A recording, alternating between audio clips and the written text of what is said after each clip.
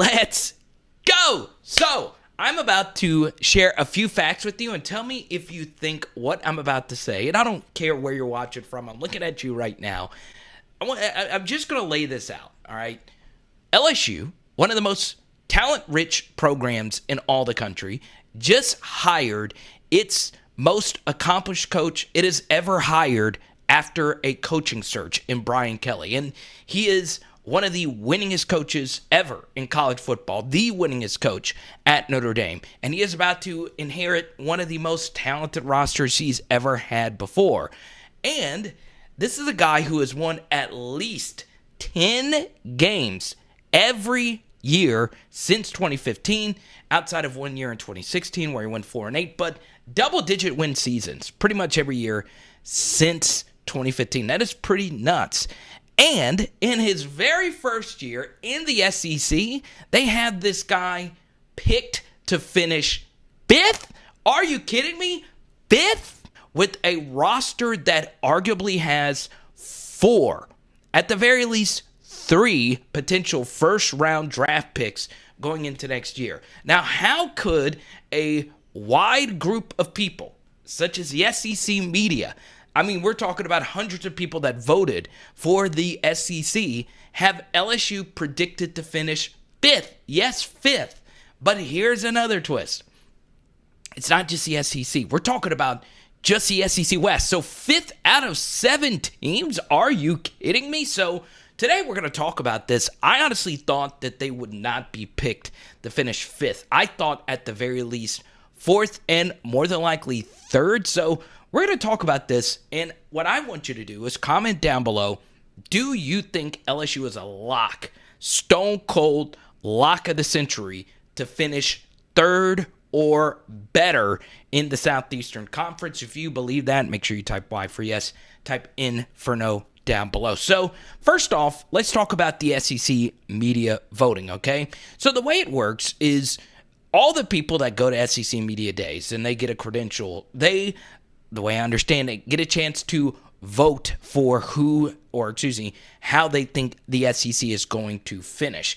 And yes, there was a bunch of laughable responses. Vanderbilt was predicted to win the entire SEC. That was just one person. But I think the more interesting thing was there were 3 people to pick Shane Beamer's South Carolina squad to win the entire SEC. The Vanderbilt thing is one thing, but 3 separate people all picked South Carolina. That's, I don't know, that's more perplexing than the one Vanderbilt person. That was probably just some dude that got drunk at karaoke the night before in Atlanta. But still, that kind of blew me away. But for the most part, I was kind of shocked that LSU was 5th. Now, what's interesting is Auburn was 7th. We're going to talk about them coming up in just a second. But 5th is pretty low, especially for LSU standards, especially considering the man that they hired for this job, and especially considering that there are a lot of really talented NFL-level prospects on this roster right now. So why do I think they were picked to finish 5th? So before I share that, I want you to take a look at all these LSU records over the past couple of decades. And it's just crazy to think about how good of a program LSU's been, right?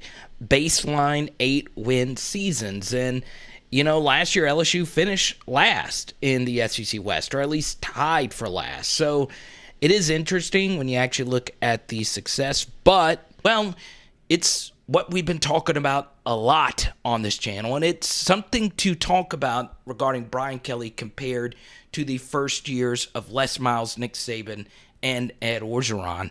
And it's honestly a pretty simple concept. The SEC has just gotten better. The first thing is, it's kind of interesting. I've seen some SEC media members actually pick LSU to finish 7th.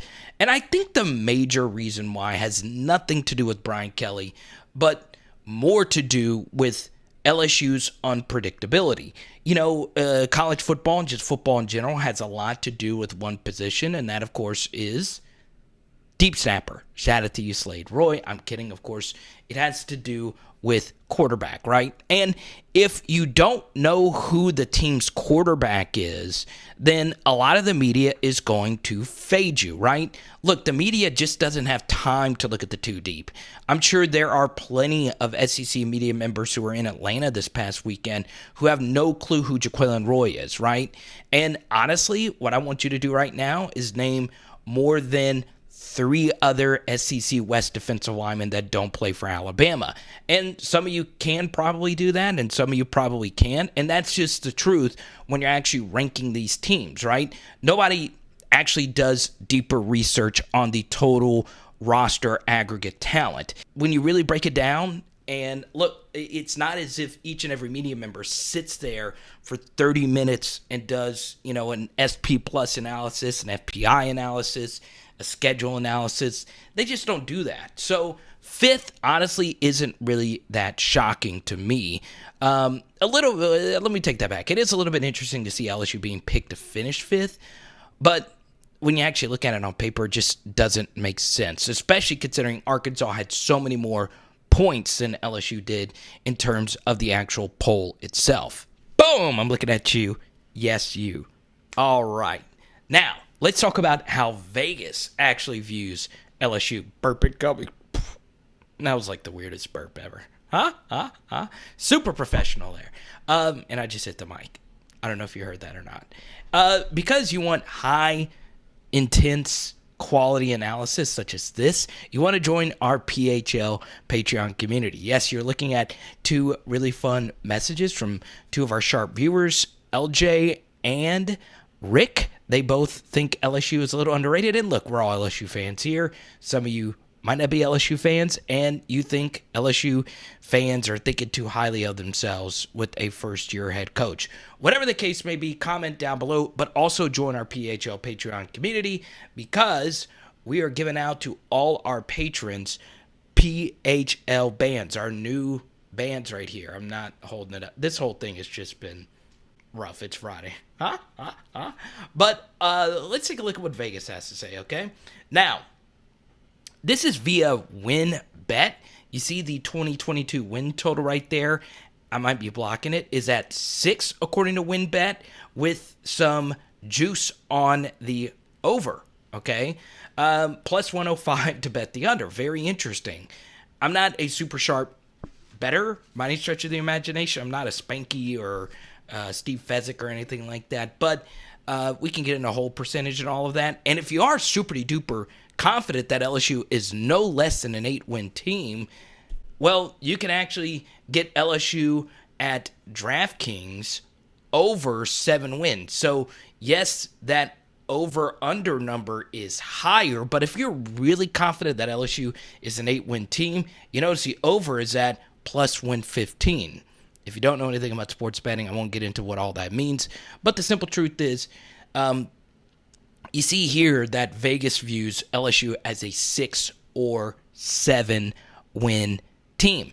Now, remember this, you can lose to Florida State to start the year and still, in theory, finish second or third or even first in the SEC because obviously Florida State is not a conference game. So over-under win totals aren't necessarily the absolute best metric to use right here because Florida State is a decent team. But it goes to show you how the Vegas Sharps actually view LSU going into next season. Now, what's really interesting is Alabama viewed more wins than LSU. Arkansas viewed more wins than LSU, a half a win. And Mississippi State slightly under LSU's win projection at 6, Ole Miss slightly over. So you see all of this is close. Even Texas A&M, who is the heavy pick to finish second to Alabama, a full 2 wins lower than that of LSU. Now, once again, that is according to DraftKings Sportsbook. Now, what's really interesting is one of my favorite sites is the Action Network, and they are fading LSU pretty heavily. According to their projections, and once again, the Action Network isn't a book per se, but they are just a bunch of really good sharps. I love Colin Wilson over there. 5 wins, according to their model, which more than likely would result in last place in the SEC West unless, Auburn really just crapped the bed. So, and once again, they have the win total right there at 6.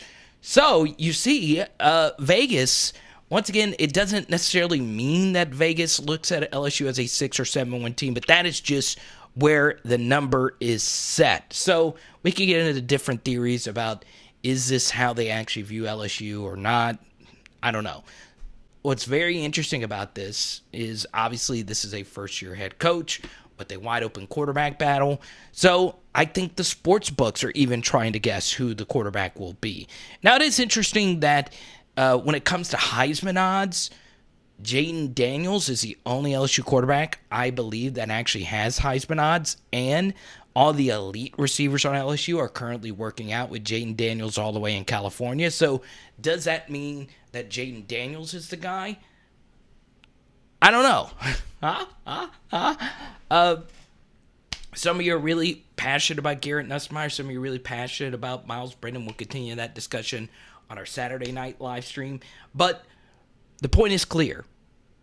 People, whether it be Vegas, whether it be the SEC media, they don't care for LSU too much this year. And I know a lot of you probably feel different. So comment down below your thoughts. Is LSU no less? You mean, if you type Y for yes down below, you are 1,000% certain that LSU is finishing no less than 3rd in the SEC West. Type Y for yes, type in for no down below. Now, as many of you know, we have got a ton of fun content, including why LSU's national championship year could be not this year, but the next. That video will be floating in your face in just a second, as well as how I went through the schedule not too long ago. We also had a recent video on how arithmetic, calculus, and math predicts who the next number 18 is. Make sure you check that out. Just click, the Power LSU, subscribe, ring the bell, like the video. You guys know what to do. It is Power Hour LSU. Bam! And tonight, rotisserie chicken cheese quesadilla. Let's go.